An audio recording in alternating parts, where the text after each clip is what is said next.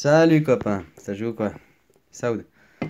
Ouais, c'était juste un petit truc, c'est personne, enfin. Tu vois, je me disais, aujourd'hui, vu que tout est basé sur les écrits, donc finalement les écrits sont du fixé, on l'a fixé sur des valeurs, machin, c'est assez, quand chaque lettre elle a sa significative, tout, et ainsi de suite. En fait, on est toujours sur le principe du pair, quoi. Après, je m'explique. Le pair ou la paire, hein. Mais tout est dans le principe, tu sais, à part égale. Donc, dans ce concept-là, ça crée le binaire indirectement. Je m'explique, enfin, je vais un peu dans tous les sens, désolé, je regroupe un peu tout en même temps, quoi. Mais, par exemple, si dans l'alphabet, tu peux voir l'alphabet comme nous on nous l'apprend, on va de A à Z. Bah, de A à Z, si tu veux arriver au pseudo-milieu, c'est-à-dire à faire ta part, enfin, je sais pas si tu. À faire ton équilibre de ton. C'est 13 lettres. Après, si tu décides de le prendre à l'envers, tac, c'est aussi 13 lettres. Du coup, ça fait 2 par égale. On est d'accord? Sauf que dans un sens, tu arrives au M, puis si tu remontes, tu arrives au N, quoi. Il n'y a pas d'entre-deux. C'est c'est dans le principe de l'impair qu'il y a un entre-deux. C'est 3, par exemple. Imaginons, même dans un principe de partage, tu récoltes. Après, c'est toujours à part égale, mais vraiment dans le principe binaire. La paire, c'est dans le principe binaire. Après, quand tu vas plus loin, mais dans un principe de partage à deux personnes, ben, il y en a 10, c'est 5 chacun. Il n'y a pas d'entre-deux. Mais il y en a 7 par exemple.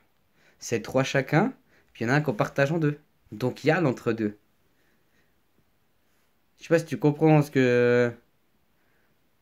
Donc dans le principe de la lettre, de l'écriture et tout ça, c'est binaire. Je sais pas si j'arrive à. C'est pair en fait. Donc pair, c'est à part égale. Il n'y a pas l'entre-deux. Tu vois, comme maintenant on pourrait voir un peu. Bon, après, voilà, on explique des choses, on retranscrit parce que voilà, ça nous parle. Mais tu vois, comme on peut parler des principes des chakras, t'as les chakras machin, t'as les 7 chakras, mais c'est impair. Il y a l'entre-deux. Tu sais, c'est comme si c'est un dent de scie, puis tu peux choisir de te mettre au milieu ou en haut ou en bas. Tu vois? Je sais pas si. Puis pour moi, l'impair, ça permet l'entre-deux. Donc ça permet le. C'est comme typiquement, bah, quand tu es dans du binaire, tu vois, dans des principes philosophiques, bah, aussi je reviens au principe des chakras, bah, ceux qui sont sur les 3 chakras du bas, c'est des très matérialistes, puis il y a ceux qui sont sur les 3 chakras du haut, ils sont hyper spirites, mais ils sont pas à l'entre-deux. L'entre-deux, c'est ici, c'est le cœur, c'est le plexus, machin, hein? Tu vois, 7 chakras, et de 7 c'est le. Ouais, bref, hein, tous les symboles, bref. Mais tu pourrais voir aussi dans ces principes, je n'étais à quoi? Il y avait le principe New Age où je disais justement, bah tu vois, les New Age, les matérialistes, et puis, bref, bah voilà quoi, c'est que c'est pas important. Mais c'est vachement intéressant, je trouve, l'histoire des pères, impairs, tu sais, le milieu.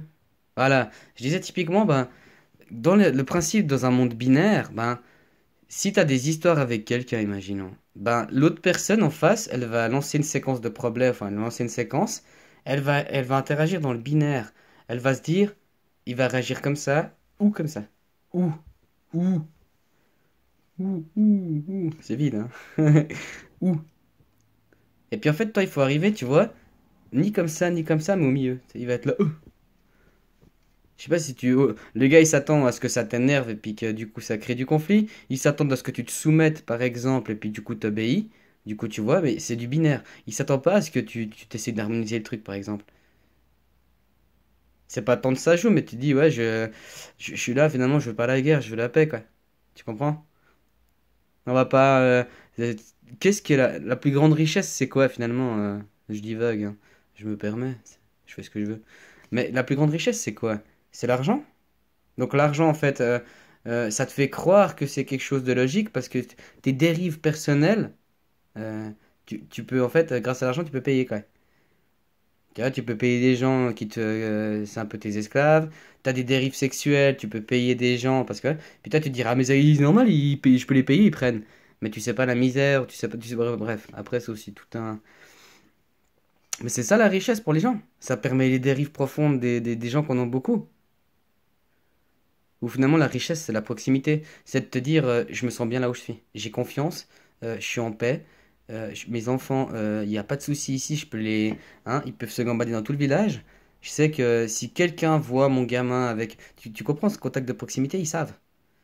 Ils savent ton gamin il est volatile, ils savent ton gamin il est très très social, donc selon avec qui se baladrait, les gens ils se gêneraient pas, tu comprends? C'est ça le phénomène, c'est ça c'est ça, c'est le bien intérieur quoi. Tu vois, ton cœur il est enfin en paix. Il palpite pas dans un sens ni dans l'autre et tu comprends? Après ben voilà quoi. C'était juste un point de vue père, impair. Euh, Ça résume un peu la situation pour personnel quoi. Hein?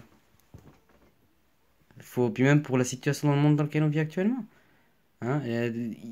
Toutes les séquences que la politique et tout ça font, ils s'attendent à une réaction dans le binaire. Bah, aller au milieu, dans l'impair. Pas dans la paire, mais dans l'impair.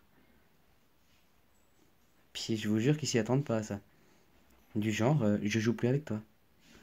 C'est un exemple, par exemple. C'est le meilleur exemple pour tout, finalement. Hein, dès que ça te convient pas, t'arrêtes. Alors voilà.